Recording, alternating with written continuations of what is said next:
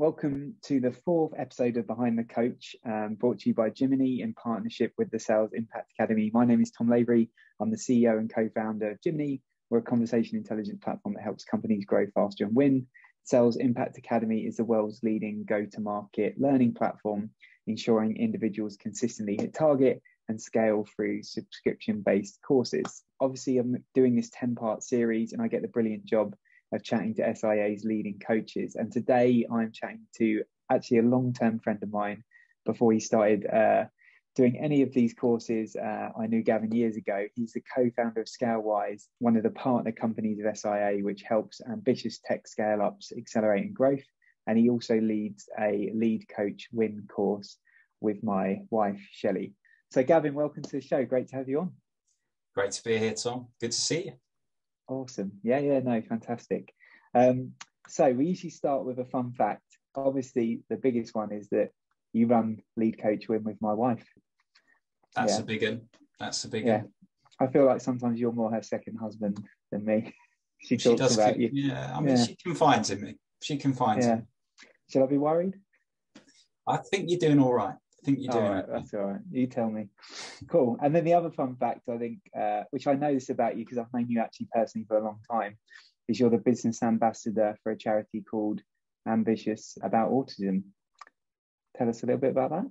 Yeah, sure. Well, some of the things I like to do outside of my work in life, Tom, is I've got an interest in autism and special needs. I work with a couple of charities. One's Ambitious About Autism, where we help organisations think about how to make adjustments for those employees with neurodiversity. And also I'm a trustee at an organisation called Voiceability, where we provide advocates into the communities to help people with special needs or dementia or any challenges that they may well have, just gain a voice about what is good for them and what they want from their life. So some things that are of interest to me, yeah.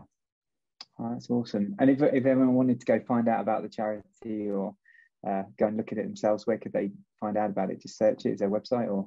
Yeah, just link me in.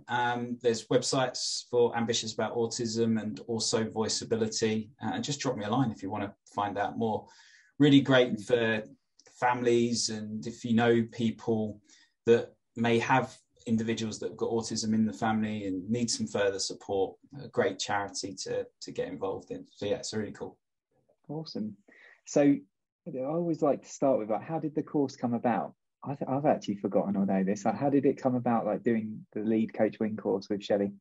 Well, I think where it started, actually, Michelle and I were doing some content around why coaching was so important to us, just generally. How to lead your teams more effectively for coaching. So we were approached by Sales Impact Academy to build something out, create a course, and that's where Lead Coach Win was actually born. On the course, what we do, we work with first-time managers or actually those people that are aspiring to be great managers. We've also had CEOs and senior managers coming back and thinking, well, how can I be more coach-like in my approach? Whether that's to gain a better connection with their team or help increase performance or just build a better culture within the organizations that they're working. We teach them these coaching skills to have those great conversations. Yeah, obviously there's so many different levels of coaching, right? Coaching skill, coaching mindset. Yeah. But I think definitely over the last sort of 5-6 years, people previous to that got very muddled between what training is and what leading is and what coaching is. And I just feel like generally people think about it very differently now and really segment what coaching is in their mind and think about being better at it generally. I don't know if you feel the same. I think. Yeah, you're spot on. And in the 3-week long course, across the 6 sessions that we do, we travel through what coaching actually is, how to build that winning coaching environment. We provide individuals with theories, models, questions, and just basically space to be more coach-like. The response has actually been, really great. We stay in touch with a lot of our cohorts, over the last year or so. It's just great to see the impact of actually being more coach-like and what that has actually done on their teams, but also then personally as well. It's a lovely benefit of being more coach-like. It's been great. Yeah, it works both ways, right? Being coachable is something that I definitely learned over time. I go look back 10, 13, 14 years ago, how coachable was I? It's a very interesting subject. So let's get into the nitty gritty, and we can share a few things about the course. So first thing is tell us something that you love about coaching or love about the course, Gav. Well, just back to your point, Tom. Yeah, anybody can do it. That's what I love about it. Coaching is about moving something forward. It's like helping anyone that's basically stuck on something to move it forward. And the great thing is that you don't have to be a professional coach. You just need to be able to ask a great question, just with the sole purpose of supporting that person to feel good about the situation that they find themselves in, to maybe give them a bit of energy, to create a plan for them, and just leave them from that conversation just feeling good about themselves. We also have a bit of fun. The ambition really is, we set out to write the course. We talked about, look, if we can just impact one person to be more coach-like, then we're doing a great thing. So we want to create that really safe environment for people to share the things that they're struggling with. And we challenge everybody on the course that if they could move one thing forward in their own coaching, what would it be? And we do promise them, actually, that will give them a 30% increase in confidence. And we've never not achieved that as well. Even though you can't measure it, but we still achieve it. Always over 30%. Always over 30%. Always 30%. It's interesting, isn't it, when you say about being more coach-like, and everyone has different versions of that in their head, because it depends how natural. Like for Shelley, it comes quite naturally to be a coach. For me, it's a learned behavior. So like coaching is asking, not telling. And I even in my mind, I was, am I telling the answer? Yeah. Versus asking a question. And even just training yourself to constantly do that with your team is that was a massive first step for me. And I still don't get it right all the time. But yeah, it's just even conceptually thinking about it like that. I can see how for so many people who go on the course, it just changes how they interact with their team and how they behave, because they just start to think about every interaction with a person as being different, right? Absolutely. Yeah. Cool. And something in the course that you talk about trying or doing that you could share? Well, I mean, I would carry on what you just said there. Like if I was to try something, it is definitely ask more, say less. And not giving your team answers all the time is just so important. Like how often does a team member come to you with loads of questions and we go into that problem solving mode? Like a coach-like approach just helps us hold back from jumping in and solving those problems all the time. And we find ourselves doing this basically to add pace to the conversation, to help them finish, or it'll be quicker if I just give them the answer. I'm laughing because I'm a bad culprit of that. I didn't bring that up to, but it can have those drawbacks. The team doesn't feel empowered about what they're doing, and it actually also costs us time, because if we keep solving the problems for everybody, then in fact our team is just taking more and more time off us. But we equip people with the ability to ask good questions instead of just solving that problem. What have you tried so far, or what's worked, what hasn't worked, or what else could you do, who else could we ask? It's just helping you to enable them to come up with the answer. That bit's so interesting, where if you empower your team to feel more confident and to do it themselves, then it just creates a less busy, stressful environment because the team feel more independent, right? So there's so many other things that are positive about just asking the question and letting them try and work out the answer. Cool. And something you recommend avoiding, or especially if you're first time coach or thinking about coaching better? Yeah, it's a good question. I think mainly from managers, often first time managers, when they're talking to their reps, some of the questions that you might hear even yourself saying is things like, I think it would be helpful if we dedicated time to, that's the manager dictating, not focusing on what they want to cover and asking them what's important for them. Or in my experience, I think you should.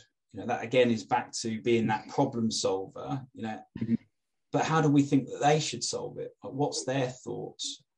Or that judgment question when they you hear, I really think that you should have asked this. You know, it sounds judgy. It's a bit of criticism in there. It doesn't make you feel particularly powerful as a rep. You know, what you could ask is, well, what could have worked better?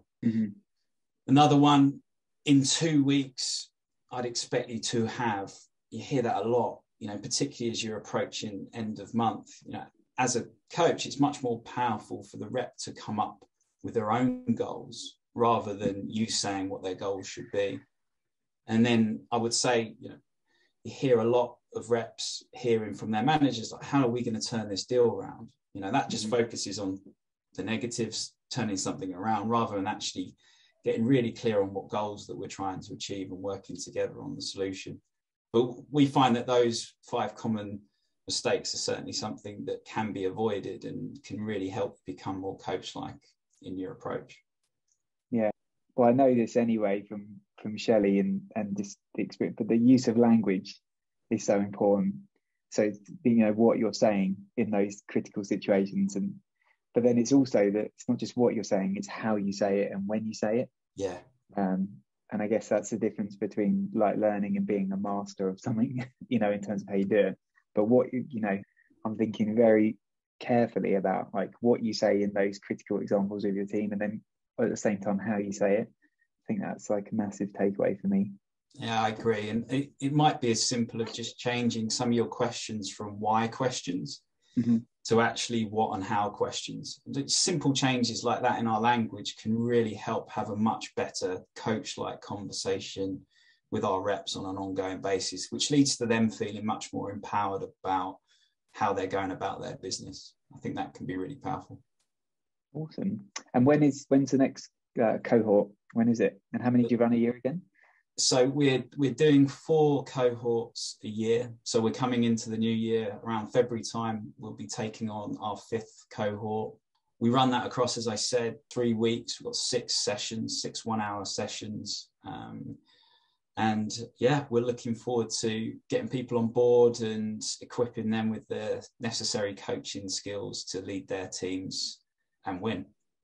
That's awesome. And when you're doing your day job, right, and you're not doing lead coach win, so Scalewise, obviously that's going really well, 2 years now. Tell the guys a little bit about that and how that helps people as well. Yeah, cheers, Tom. So I'm one of the founders of a business called Scalewise, and what we do, Scalewise partners with founder-led tech businesses, typically C to Series B organizations. You know, we know that scaling these businesses is really tough. The many commercial challenges that come up every single day, be it scaling your business, driving more revenue, entering new markets, whatever it might well be. Often these founders are in a position where they don't have the experience or the resources to actually execute on that. And something that I love, which is being able to help revenue leaders grow within their own roles so they can move to that VP level or even C-suite level through great coaching and development. So that's been a really lovely product of it.